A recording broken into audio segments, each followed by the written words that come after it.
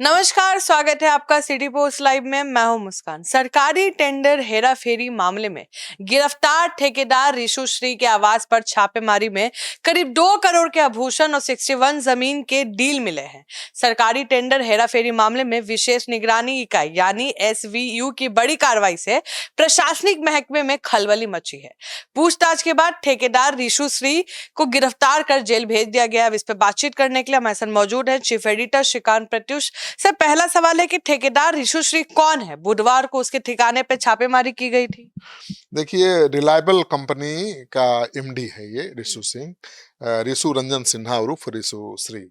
जल संसाधन विभाग, नगर विकास एवं आवास विभाग, भवन निर्माण विभाग के टेंडर में ये बिचौलिए का काम करता था। खुद अपनी कंपनियों के नाम पर कुछ टेंडर लेता था, दूसरी कंपनियों को दलाली करके टेंडर दिलवाता था, मैनेज करके, और वो कमीशन में मोटी रकम लेता था, 10% कमीशन लेता था।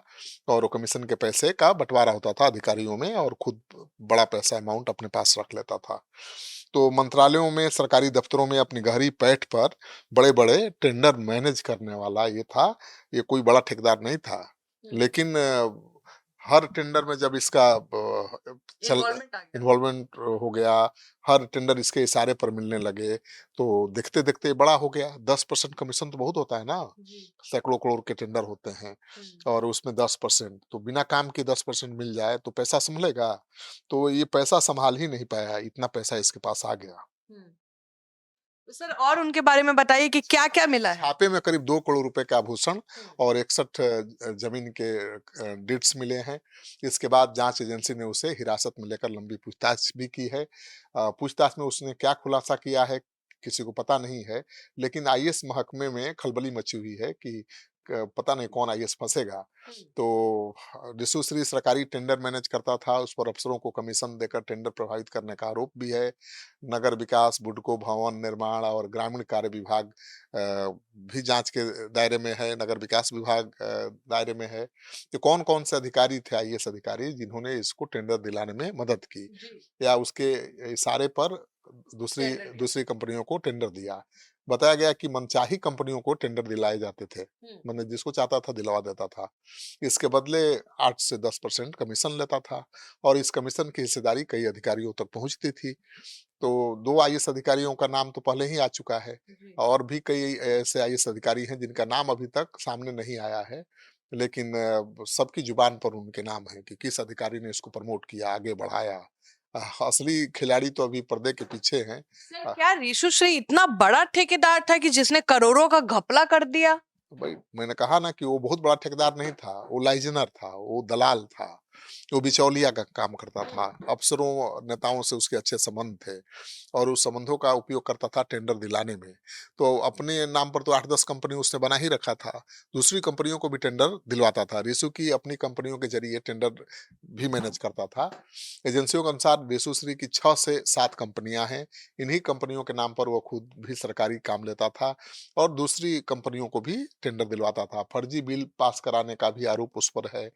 सरकारी योजनाओं में बढ़ा चढ़ाकर राशि स्वीकृत कराई जाती थी। छोटे कर्मचारियों को कमीशन देकर पूरे सिस्टम को सेट कर लिया जाता था। नीचे से ऊपर तक मजबूत नेटवर्क उसने खड़ा कर दिया था, और इसके पकड़े जाने से कई सीनियर IAS अधिकारियों की नींद उड़ी हुई है कि कहीं उनका नाम न ले ले। लेगा ही, तो कई ऐसे अधिकारी हैं जिनका नाम उजागर हो चुका है। सर, लेकिन सवाल है कि विदेश यात्रा और अफसरों से उनके संबंधों की जांच भी उजागर हुई है। देखिए, 2 IAS अधिकारी हैं। एक IAS योगेश कुमार सागर हैं। उन पर आरोप है कि उन्होंने इसकी मदद से अपने पूरे परिवार को, मतलब ऑस्ट्रेलिया, यूरोपीय देशों की सैर कराई। और दूसरी IAS अधिकारी हैं अभिलाषा शर्मा। इन पर भी आरोप है कि पूरे परिवार का यूरोपीय टूर स्पॉन्सर किया रिशु श्री ने, और घर पर 9 लाख रुपए से आधुनिक गार्डन का निर्माण करवाया। तो ये 2 तो हैं ही, लेकिन ये बहुत बड़े खिलाड़ी नहीं है। बड़ा खिलाड़ी कोई और IAS है। छोटी मछलियां हैं। हाँ, बिल्कुल। तो बड़ा खिलाड़ी एक कोई और आईएएस है जिसके नाम की चर्चा तो चारों तरफ हो रही है, लेकिन अभी तक उसका नाम रिकॉर्ड पर नहीं आया है, उससे अभी पूछताछ नहीं हुई है। तो अब जब पूछताछ में खुलासा करेगा, नाम तो करेगा ही कि भाई किस आईएएस अधिकारी ने इसको इतना प्रमोट किया, नगर विकास विभाग में कैसे इसको इतने बड़े-बड़े टेंडर मिले, भवन निर्माण विभाग में कैसे उसको बड़े-बड़े टेंडर मिले, सिंचाई विभाग में किसने इसको बड़ा-बड़ा टेंडर दिया। तो अब वो सबका नाम तो बताएगा ही ना, तो बताएगा तब ये भी आएंगे रडार पर। तो टेंडर के बदले सुविधाएं देने और लेने के आरोपों की जांच चल रही है। पूरे नेटवर्क में कई बड़े नामों के शामिल होने की संभावना है। जांच एजेंसियां डिजिटल दस्तावेज और वित्तीय लेन देन भी खंगाल रही हैं। मामले में आगे और गिरफ्तारियां संभव मानी जा रही हैं और कई दूसरे आईएएस अधिकारियों के खिलाफ भी जांच शुरू हो सकती है। रितु श्री के खिलाफ प्रवर्तन निदेशालय भी जांच कर रहा है पहले से, और ईडी जून और नवंबर में उसके 9 ठिकानों पर छापेमारी कर चुका है। अहमदाबाद, सूरत, गुरुग्राम, दिल्ली में भी तलाशी ली गई थी। सहयोगियों, ट्रैवल एजेंटों, रिश्तेदारों के ठिकानों जांच के दायरे में आए थे, और इनका नाम जोड़ा जा रहा था ऋषु श्री का संजीव हंस से, लेकिन संजीव हंस असली खिलाड़ी नहीं है। असली खिलाड़ी कई दूसरे आईएएस हैं जिन्होंने इसको बहुत प्रमोट किया, आगे बढ़ाया, उनके बहुत करीबी और खास था, और उनका नाम अभी तक सामने नहीं आया है। तो इस बार जो जांच एजेंसियां हैं वो खंगाल रही हैं कुंडली, और उनका इशारा भी है कि एक बड़े सीनियर आईएएस अधिकारी भी उसके रडार पर हैं और उनका नाम बहुत जल्द सामने आने वाला है। सर छापेमारी में अब तक उनके ठिकानों से क्या क्या मिला है? अब पहले ही बता चुका हूँ कि छापेमारी में नगदी संपत्ति, टेंडर से जुड़े दस्तावेज मिले थे, डिजिटल साक्ष्य भी एजेंसियों ने जब्त किए थे। ईडी ने अगस्त महीने में बड़ी कार्रवाई करते हुए उनकी संपत्तियां कुर्क की थी। ऋषु श्री और उसके परिवार से जुड़ी संपत्तियों को निशाने पर लिया गया था।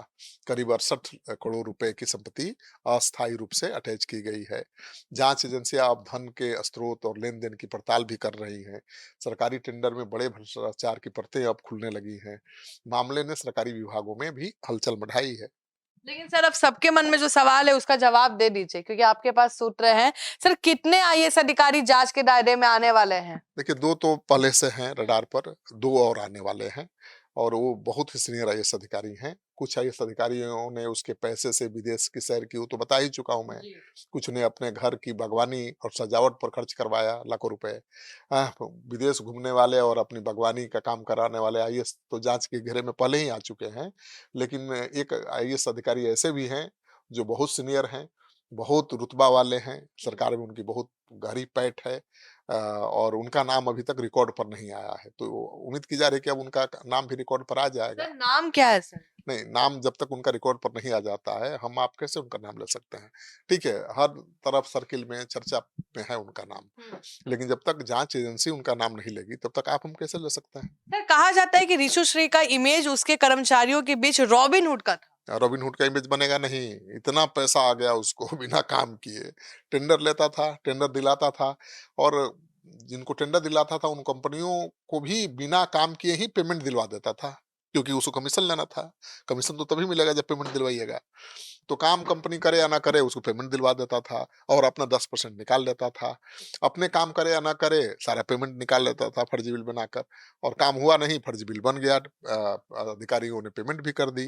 तो पैसा इतना उसके पास आ गया कि वो संभाल ही नहीं पा रहा था, और उसने अपने कर्मचारियों का बड़ा ख्याल रखा, बहुत बड़ा दिल दिखाया। रॉबिन हुड वाला इमेज उसका बन गया था। उसके दफ्तर के चपरासी से लेकर बड़े अधिकारियों का कहना है, कर्मचारियों का, कि भाई बड़ा दिल था। किसी की बेटी की शादी हो तो ले जाओ 10-20 लाख, किसी को बीमारी का इलाज कराना ले जाओ 10 लाख, किसी के बेटा को पढ़ाई के लिए पैसा चाहिए तो ले जाओ 5 लाख। ऋषु श्री के साथ दुआएं जरूर है नहीं? हाँ, तब इसलिए तो गिरफ्तार नहीं हो पा रहा था, क्योंकि उस कहाँ रहता है सब लोग जानते थे, उसके लोग तो जानते ही थे, लेकिन उसके लोगों को पकड़कर जांच एजेंसियां पूछताछ करती रही, लेकिन कभी उन्होंने मुंह नहीं खोला, क्योंकि उनके लिए तो भगवान है। क्योंकि जब उनको पैसा चाहिए, हर जरूरी काम के लिए मालिक तो एकदम हाथ खोले हुए है, भाई ले लो। अब पैसा वो संभाल ही नहीं पा रहा था, पैसा खर्च कैसे कर रहा था? वो लग्जरी गाड़ियां खरीदता था, ठीक है ना, 5 स्टार होटल में रहता था, खुद विदेश बहुत घूमता था, अपने आईएएस दोस्तों को भी विदेश घुमवाता था, उनके परिजनों को भी घुमाता था, पैसा खर्च ही नहीं हो रहा था। तो लग्जरियों पर पानी की तरह पैसा बहाया, अपने कर्मचारियों पर पानी की तरह पैसा बहाया, तो रॉबिन हुड का इमेज बन गया। तो एक ठेकेदार के भगवान बनने की ये कहानी बहुत निराली है। और एक आईएएस अधिकारी जो बहुत सीनियर हैं, उनका तो सब सारा खेल है, और उनका ही नाम अभी तक चर्चा में नहीं आया है। पता नहीं कैसे मैनेज किया है, लेकिन अब उनका भी नाम सामने आने वाला है बहुत जल्द। तो सुन रहे थे आप, वो आईएएस भी कहीं ना कहीं उनकी रातों की नींद उड़ी हुई होंगी जब से रिशु श्री को पुलिस लेके गई है। अब देखते हैं वो आईएएस का नाम कब तक सामने आता है, और हम जरूर आपको अपडेट करेंगे। फिलहाल इस डिबेट में इतना ही।